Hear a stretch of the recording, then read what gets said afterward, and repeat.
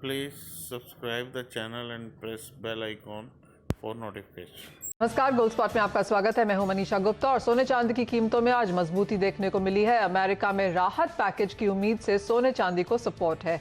इसके अलावा डॉलर में कमजोरी से भी प्रेशियस मेटल्स मददगार हैं।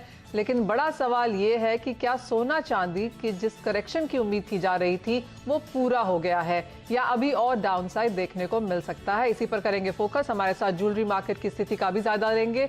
हमारे साथ हैं Dubai gold and jewellery group के चंदू सिरोया, केरिया कमोडिटीज के अजय केरिया और कुंवर जी ग्रुप के रवि दियोरा। आप सभी का कार्यक्रम में स्वागत है। अजय, आपसे पहले जानना चाहेंगे, और पिछला हफ्ता पूरा करेक्शन वाला था, एक्चुअली पिछला एक महीना पूरा करेक्शन वाला था, लेकिन अब हमने यहाँ से नीचे से स्थिति थोड़ी सी बेहतर होते हुए देखी है। 1800 के ऊपर भाव होल्ड कर रहे हैं दूसरे दिन लगातार। यहाँ से क्या अब खरीदारी की राय है या फिर आपको लगता है थोड़ा सा चौपी बाजार रह सकता है? Good morning Manisha. देखिए, अगर 2020 की बात करें तो फर्स्ट हाफ तो हमने बेहतरीन तेजी आती हुई देखी, बट सेकंड हाफ हमने देखा अगस्त के बाद मार्केट अपने आप को संभलता हुआ दिखाई दिया। नो डाउट लगता भी ऐसा ही था कि जिस ढंग से बड़ी रैली थी तो कहीं ना कहीं कंसोलिडेशन होना चाहिए। ओवरऑल मुझे लगता है दिसंबर महीना हो सकता है कंसोलिडेशन फेस कर रहे, बट अभी भी जो अगर हम फंडामेंटल्स की अगर बात करें, चाहे रेट कट की बात करें या फिर हम स्टिमुलस की बात करें, ये कहीं ना कहीं गोल्ड को सपोर्ट कर रहा है। इनफैक्ट अगर डॉलर की बात करें, डॉलर में काफी बड़ी गिरावट हमने आते हुए देखी, 91 का भी लेवल ब्रीच कर चुका है, जो सारे फैक्टर्स गोल्ड को सपोर्ट कर रहे हैं। तो ओवरऑल मुझे लगता है जो मंदी थी वो पीछे छूट चुकी है। थोड़ा बहुत कंसोलिडेशन रहेगा, नए अपडेट वैक्सीन को लेकर, ये सबको लेते हुए, बट ओवरऑल हमें लगता है कि गोल्ड जब तक 1720 के ऊपर होल्ड है, फिर से हम लोग 1880 का लेवल रीगेन करने के बाद 2000 की तरफ जनवरी एंड या फरवरी मिड तक देख पाएंगे। तो अजय, आप ये कह रहे हैं कि यहाँ से अब और गिरावट की उम्मीद नहीं है, रिस्क नीचे में काफी कम है, रिवॉर्ड ज्यादा है? बिल्कुल मनीषा, मुझे लगता है कि जो करेक्शन देख रहे थे पब्लिक, जिस ढंग से बड़ी रैली हो गई थी, वो अब संभलता हुआ दिखाई दे रहा है। और इनफैक्ट दिख भी रहा है कि जिस ढंग से डॉलर में प्रेशर है, स्टिमुलस सामने लाइनअप दिखा रहा है, तो ओवरऑल मुझे लगता है कि इक्विटी मार्केट के वैल्यूएशंस भी काफ़ी ज़्यादा हाई है। अगर कहीं पे भी बड़ा करेक्शन आता है तो कहीं ना कहीं सेफ हेवन बाइंग फिर से गोल्ड में आती हुई दिखाई देगी। जो हम 1920 पे एक पिछड़ता हुआ देख रहे थे, बट अभी 1820-30 पे मुझे लगता है काफ़ी अच्छा है। हाँ, इमीडिएट 1880 का एक रेजिस्टेंस जरूर है, बट ओवरऑल मुझे लगता है कि अगर हम ईयर एंड तक की बात करें तो 1900 का लेवल फिर से रीगेन करते हुए दिखाई दे रहे हैं इंटरनेशनल में। बहुत जोरदार वॉलेटाइल मूव्स हमने यहाँ पर सोने में बनते हुए देखी हैं। इंट्राडे इसी हफ्ते में 1745 तक के स्तर भी देखने को मिले थे और वहां से करीब करीब 1840 तक के लेवल्स हैं। तो $100 की जो रनअप है यहाँ पर बाजार में फिर से बनती हुई नजर आई है। रवि, आप कैसे देखते हैं सोने को भी, और चांदी में भी आप कहेंगे यहाँ पर फिर से खरीदारी की पोजिशन में आना चाहिए? डेफिनेटली जो आगे अजय जी ने बात की वैसे ही फंडामेंटल मैं भी देख रहा हूँ। लग रहा है कि थोड़ा शॉर्ट टर्म में प्राइस कंसोलिडेट करे, क्योंकि अगले 24 टू 48 आवर्स में मॉडर्ना।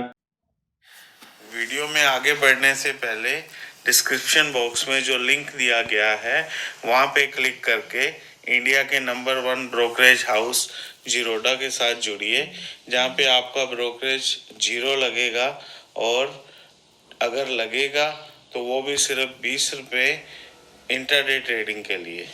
को एक वैक्सीन के लिए अपने यूएस से अप्रूवल मिलना है। वैसे यूके यूरोप से भी ये वीकेंड तक ये अप्रूवल आ सकते हैं। मीन्स सैटरडे तक ये प्राइसेस, वैसे फ्राइडे तक ये प्राइसेस शायद रेंज बाउंड रहे, वोलेटाइल रहे, but short term trend definitely positive है। मुझे लग रहा है यहाँ से एक अच्छी रैली की उम्मीद करनी चाहिए।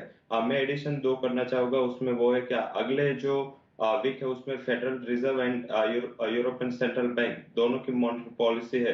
जिस हिसाब से हमने लास्ट 2 दिन फेडरल रिजर्व चेयरमैन की जो टेस्टिमनी थी, तो वो टेस्टिमनी में क्लियर निकल के आया कि अभी भी इकोनॉमिक आउटलुक को लेके फेड कॉन्फिडेंट नहीं है। ईसीबी के प्रेसिडेंट का भी मंडे स्पीच था, उसमें भी उन्होंने क्लियर किया था कि अभी भी वो economic outlook short term to medium term के लिए थोड़े कॉशियस है। तो आई थिंक जो लिक्विडिटी का मेजर्स है वो आगे भी जारी रह सकता है।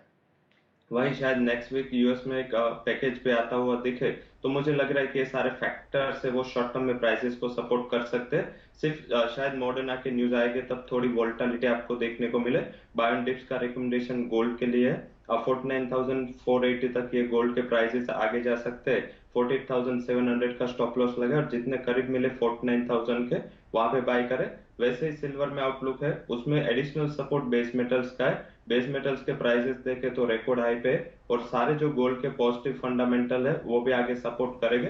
तो मुझे वहां पे लग रहा है कि वो आउट परफॉर्म कर सकता है। 65,000 के शॉर्ट टर्म के टारगेट के लिए बाय करना चाहिए, अराउंड 63,100 और 62,400 का एक इमीडिएट सपोर्ट है जिसका एक स्टॉप लॉस लगा है। मुझे लग रहा है कि सिल्वर में भी ये रैली जारी रह सकते हैं, बट अगर मॉडर्न का न्यूज देखे या शॉर्ट टर्म का इंडिकेशन देखे, मुझे लग रहा है कि सिल्वर के प्राइसेस आउट परफॉर्म करेंगे।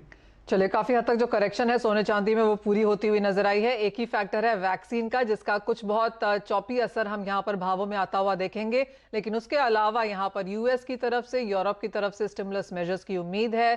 डॉलर में जो गिरावट है उसका फायदा तो है ही, और फिजिकल खरीदारी भी यहाँ पर सोने चांदी में लौटती हुई नजर आई है, जिसका सीधा फायदा हमने सोने और चांदी में यहाँ पर आते हुए देखा है। फिजिकल खरीदारी और ज्वेलरी की जो बाइंग है उसके बारे में बात करते हैं। चंदू सिरोया हमारे साथ अब फोन लाइन पर जुड़े हैं। सिरोया जी नमस्कार, और सबसे पहले तो आपको बधाई, आपके घर में ही शादी थी, तो किस तरह के क्यूज यहाँ पर देखने को मिल रहे हैं और क्या शादियों की खरीदारी यहाँ पर सोने में जारी है? जी सबसे पहले नमस्कार and thank you for the good wishes. Dubai में वैसे हम आज नेशनल डे हॉलिडे सेलिब्रेट कर रहे हैं, तो markets were the wholesale markets were closed, but retail में सभी ओपन थे। यहाँ पर बहुत अच्छी खरीदारी चल रही है बिकॉज ये जो गोल्ड प्राइस में गिरावट आई थी, ये काफी देर से लोग सोच रहे थे कि जैसे ही कुछ गिरेंगे तो हम वापस लेंगे। शादियों का बहुत अच्छा सीजन है, सभी होटल्स यहाँ पर आज की तारीख में फुल है बिकॉज दो ही कंट्रीज है जो विजिटर्स को अभी अलाउ कर रहे हैं टूरिस्ट के लिए, एक यूएई है और एक है मालदीव्स। तो दोनों ही जगह पे रश चल रही है। यहाँ पर होटल्स में अवेलेबिलिटी भी नहीं है, बहुत सारी अच्छी होटल्स फुल है। तो इसी हिसाब से यहाँ पर टूरिज्म, जो टूरिस्ट आ रहे हैं अगेन गोल्ड की प्राइस में यहाँ पर और दूसरी देश की कंट्रीज में बहुत डिफरेंस है बिकॉज यहाँ पर टैक्स फ्री एनवायरनमेंट है, आपको वैट भी रिफंड मिल जाता है। तो गोल्ड की काफी अच्छी खरीदारी हो रही है। जहां तक प्राइस का सवाल है, आई थिंक के we have not seen the bottoms. I think नीचे जाएगा और थोड़ा, बिकॉज करेक्शन आना बहुत जरूरी है इसको। ये जो 1400 से ऊपर चला था और उसके बाद में ये सभी गलत खबरें आती रही थी, तो उसके हिसाब से ये बढ़ते ही गया था और अभी कंसोलिडेशन आ रहा है। दूसरी जो कमोडिटीज है उसमें इंक्रीज होने से आई थिंक गोल्ड में थोड़ा करेक्शन और आएगा। I see a downside of 1700, upside of 1950, 1975 only. 1700 से 1995 के बीच में यहाँ पर कारोबार रह सकता है। सिरोया जी, इसके अलावा किस तरह के इंटरनेशनल ट्रेड्स फिलहाल आपको यहाँ पर नजर आते हैं? क्योंकि ऑफ कोर्स दुबई तो एक इम्पोर्टेंट गोल्ड या ज्वेलरी हब है ही, लेकिन काफी हद तक इंडियन डिजाइन भी यहाँ पर काफी हद तक लोगों को पसंद आते हैं। तो किस तरह का इंटरनेशनल ट्रेड फिलहाल आप यहाँ पर पिकअप होता हुआ देख रहे हैं? देखें, अभी यहाँ पर जो दुबई का ट्रेड है, एक तो रिटेल ट्रेड होता है जो टूरिज्म के ऊपर काफी सारा डिपेंडेंट होता है, जो मैंने बताया कि अभी धीरे धीरे इंक्रीज हो रहा है। लेकिन जो होलसेल ट्रेड है वो भी बहुत अच्छे से पिकअप हो रहा है एंड मैं कहूंगा कि करीब 60% तक हम लोग उसमें पहुंच गए हैं, क्योंकि जो इंटरनेशनल कोरियर कंपनीज है, जैसे लॉजिस्टिक्स कंपनीज है, वो सभी मदद कर रहे हैं। और जहाँ पर फ्लाइट्स नहीं चल रही वहां पर ये लॉजिस्टिक्स कंपनी के द्वारा भी ज्वेलरी जा रही है। So I believe we are seeing a very good recovery and as expected सभी जगह पर माल खत्म हो चुका है, तो उनके जो सप्लाईज है वो कम थी, तो इसी हिसाब से डिमांड अच्छी रहेगी मेरे हिसाब से। यानी कि इन्वेंट्रीज यहाँ पर वापस जो स्टॉकिस्ट हैं उन्होंने उठानी शुरू करी है, होलसेल ने स्पेशली यहाँ पर उठानी शुरू की है, और रिटेल के नंबर्स तो यहाँ पर पॉजिटिव हैं ही। सिरोया जी, बहुत शुक्रिया हमारे साथ आज जुड़ने के लिए और उसके ऊपर बातचीत करने के लिए। तो क्लियरली इंडियन मार्केट्स हैं या फिर इंटरनेशनल मार्केट्स हैं, स्पेशली दुबई है, हम यहाँ पर नंबर्स काफी बेहतर होता हुआ डेफिनेटली देख रहे हैं। रिटेल खरीदारी पिकअप हो रही है, टूरिज्म यहाँ पर वापस आ रहा है। Please subscribe the channel and press bell icon for notification. और जो होलसेलर्स हैं, लॉजिस्टिक्स ट्रेड है, इन्वेंट्री बाइंग है, वहां पर भी जो नंबर्स हैं सेक्टर की तरफ से वो थोड़े बेहतर होते हुए नजर आए हैं। तो ये तो बात हुई गोल्ड स्पॉट की, लेकिन आगे बढ़ेंगे और सबसे बड़े मूव्स हमने यहाँ पर देर रात कल कच्चे तेल में आते हुए देखे हैं, जहां पर करीबन 2% की तेजी थी। ओपेक और एलाइज की जो मीटिंग है वो अभी जारी है और उसके चलते बाजार में कुछ यहाँ पर चौपीनेस हमने बनते हुए देखी है। यहाँ पर अजय, आप कैसे देखते हैं प्राइसेस को? क्योंकि अगर ओपेक और एलाइज मान जाते हैं कि 7.7 मिलियन बैरल्स प्रतिदिन की जो कटौती है वो आगे जाकर भी की जा सकती है, तो शायद हम यहाँ पर कुछ सपोर्ट लौटता हुआ देखेंगे। लेकिन बाजार को लगता है कि Iraq, Saudi Arabia, Russia, Nigeria, UAE, ये सब कंट्रीज अभी भी टोटली सिनोनिमस नहीं है, अग्री नहीं कर रही हैं 7.7 के लिए, और उस वजह से भावों में हमने वो उठापटक देखी है। बिल्कुल मनीषा, अगर हम देखें तो पहला समझना है कि जितने भी ये ऑयल प्रोड्यूसिंग कंट्री है, पिछले 1-1.5 साल में इकोनॉमिकल कंडीशन खराब हुई है, तो कोई भी नहीं चाहता कि हम फर्दर प्रोडक्शन कट करें और उसका हिट ले। नो डाउट प्राइजेस जिस दिन से पहले हमने देखा था कि जो ये $40 के करीब था पिछले 2-3 महीनों में, तो ये अटकलें लगाई जा रही थी, बट जिस दिन से अभी फिर से 45-46 WTI या 48-50 के करीब ब्रांड को आते हुए, तो थोड़ा सा एक डाइजीनेस बना हुआ है। और वैक्सीन के होप की वजह से ये कोई ऐसा कॉल नहीं ले पा रहे, इसके लिए डिसीजन भी हमने देखा एक पोस्टपोन्ड हुआ आज के लिए। तो टाइमिंग वेट एंड वॉच ही पॉलिसी रखनी चाहिए, बट हाँ ओवरऑल यूएस काफी इंपॉर्टेंट रोल प्ले कर सकता है आने वाले टाइम में। तो टाइमिंग तो मुझे लगता है कि आज का ओपेक का डिसीजन है, उसके लिए वेट एंड वॉच रखना चाहिए। और आज की अगर हम स्ट्रेटेजी की बात करें तो कल का जो फॉलोअप बाइंग है इन्वेंट्रीज को देखते हुए वो कंटिन्यू रह सकता है। तो बाय ऑन ड्रॉप की स्ट्रेटेजी लेके चलिए। क्रूड ऑयल में अपसाइड रहेगा बट थोड़ा लिमिटेड ही रहेगा, तो बाय ऑन ड्रॉप करके चलिए। और यहाँ पर रवि, नेचुरल गैस को आप कैसे देखेंगे, क्योंकि यहाँ पर भी लगातार तेजी हमने बनते हुए देखी है और 200 के ऊपर भाव यहाँ पर लगातार स्थिर हैं।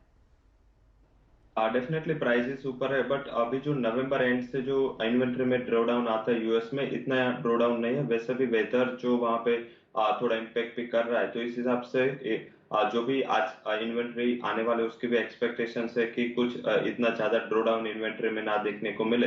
तो इस हिसाब से प्राइसेस में हायर लेवल से थोड़ा प्रॉफिट बुकिंग है। मुझे लग रहा है कि ब्रॉडर रेंज 198 to 210 रह सकते हैं शॉर्ट टर्म में।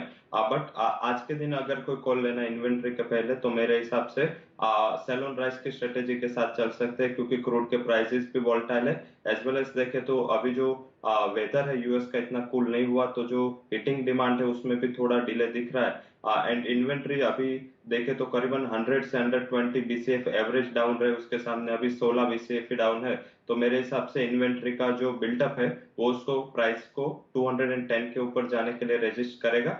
कोई भी जंप मिले आपको 205, 206, वहां पे एक बार शॉर्ट करके चलना चाहे 198 के टारगेट के लिए 210 का स्टॉप लॉस लगाए। मुझे लग रहा है कि आज के दिन एटलीस्ट ये प्राइसेस में थोड़ा प्रॉफिट बुकिंग का मूव एक्सटेंड हो सकता है। ओके, मुनाफा वसूली जारी रह सकती है। 3% की गिरावट आपकी स्क्रीन पर है और 200 के भाव नीचे में जल्दी ही टूटते हुए दिख सकते हैं। बात अब यहाँ पर मेटल्स की करेंगे, जहां पर कॉपर और एल्यूमिनियम को अगर छोड़ दिया जाए तो बाकी मेटल्स में कुछ बहुत गिरावट का ही रुझान है। निकल एक्चुअली लगातार यहाँ पर गिरता नजर आ रहा है, क्योंकि नॉर्लिस्क ने कहा है कि इस साल और अगले साल भी निकल की जो सप्लाईज है वो सरप्लस में रह सकती है। कॉपर की जहां तक बात है, यहां पर लगातार बढ़त देखने को मिली है। 7 साल के हाइज एलएमई पर, 9 साल के हाइज हमने यहां पर शंघाई में बनते हुए देखे हैं और भारतीय बाजार अपने ऑल टाइम हाइज के बहुत करीब हैं। एल्यूमिनियम की बात करें तो ये भी 2 साल के हाइज पर है, भारतीय बाजारों में भी और एलएमई पर भी। तो कॉपर और एल्यूमिनियम में लगातार यहां पर बढ़त देखने को मिली है। यहां पर अजय, आप किस तरह के ट्रेड्स लेना चाहेंगे फिलहाल मेटल प्राइसेस में? देखिए, मेटल ओवर एंड है। अगर हम जनवरी से अभी तक की बात करें तो डेफिनेटली कॉपर में 34% की तेजी देख चुके हैं, एल्यूमिनियम में भी 21% की तेजी देख चुके हैं। बट अभी भी जो नंबर्स आ रहे हैं, हम चाइना की बात करें तो वहां से काफी अच्छे नंबर आया। स्टिमुलस का भी जो होप बना हुआ है, ये कहीं ना कहीं एक्स्ट्रा पुश मार्केट को दे रहा है। तो मुझे लगता है जब तक ये स्टेरॉइड्स है, मार्केट को थोड़ा सपोर्ट जरूर मिला, but technically to be very frank काफी ज्यादा ओवरबॉट में, खास करके कॉपर। मल्टीपल ऑफ टाइम हमने देखा 590 के ऊपर प्राइसेस जाती जरूर है, बट सस्टेन नहीं कर पा रहे। तो इन शॉर्ट मुझे लगता है 580 का लेवल जब तक ब्रीच नहीं करता है, क्योंकि डॉलर की वीकनेस भी कहीं ना कहीं काउंटर को सपोर्ट दे रहा है, तो 580 का लेवल जब तक कॉपर ब्रीच नहीं करता है, मे बी पॉसिबल हम 598, 600 तक के भी लेवल देख पाए, बट कॉशियस होकर यहाँ पे बाइंग करनी है। वहीं अगर हम निकल की बात करें, मल्टीपल ऑफ टाइम हमने देखा कि डिमांड बीच में हमने स्टेनलेस स्टील की या आयरन ओर की डिमांड बढ़ती हुई देखी, जिसकी वजह से पूरा सपोर्ट मिला। बट आफ्टर जो ये सरप्लस के जो स्टेटमेंट आए हैं, ये कहीं ना कहीं अपर साइड को कैप कर रहा है। तो अनलेस एंड अनटिल 1230, 1240 के ऊपर होल्ड नहीं करता है, एक बड़े दायरे में निकल अटकता हुआ दिखाई देगा, जो 1140 से लेके 1240 का रहेगा। वहीं एल्यूमिनियम में मुझे लगता है अभी एक रैली और बाकी है, जो पॉजिटिवनेस दिखा रहा है, 170-72 तक का लेवल दिखा सकता है। आप कैसे देखते हैं रवि? आपको मेटल्स में, आपकी मेटल्स में यहाँ पर टॉप पिक्स क्या रहेंगी?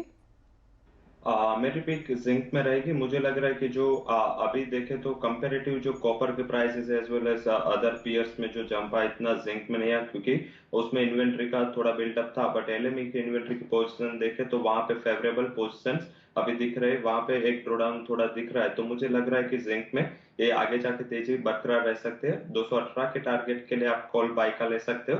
211.50 का एक स्टॉप लॉस भी लगा है। और जैसे आगे भी बात हुई कि फंडामेंटल्स अभी शॉर्ट टर्म के लिए पॉजिटिव है। हालांकि जो तेजी है वो ओवर स्ट्रेच है कई काउंटर्स में। वहीं कॉपर है जिसमें ओवर स्ट्रेच तेजी है। वहीं निकल में थोड़ा अभी प्रॉफिट बुकिंग आया, बट उसकी भी अगर ईयर ऑन ईयर देखे तो वहां भी अच्छी तेजी है। तो वहां पे थोड़ा कोशियस होना है। हायर लेवल पे प्रॉफिट बुकिंग का स्ट्रेटेजी भी आपको करना है। बट जब तक ये वैक्सीन रिलेटेड होप रहेगी, जब तक ये स्टिमुलस की होप रहेगी, आई थिंक कि मंदी नहीं करने, बाय एंड डिप्स का स्ट्रेटेजी बेस मेटल्स में रखना है, जिसमें मेरी टॉप पिक जिंक रहेगी। अदर दूसरा कोई बेस मेटल वहां पे बाय करना है मेरे हिसाब से एल्यूमिनियम बाय करे। और वहां पे कई सालों के कंसोलिडेशन का टेक्निकल ब्रेकआउट आया अपर साइड, तो वहां पे 165 के करीब शॉर्ट टर्म के लिए बाय करे। 160 के करीब स्टॉप लॉस लगा है। मुझे लग रहा है कि शॉर्ट टर्म में एल्यूमिनियम में 175 तक की तेजी दिखनी चाहिए। तो शॉर्ट टर्म के लिए एल्यूमिनियम और 1 से 2 ट्रेडिंग सेशन के लिए जिंक में बाय की स्ट्रेटेजी मेरे हिसाब से एक फेवरेबल पोजीशन हो सकती है।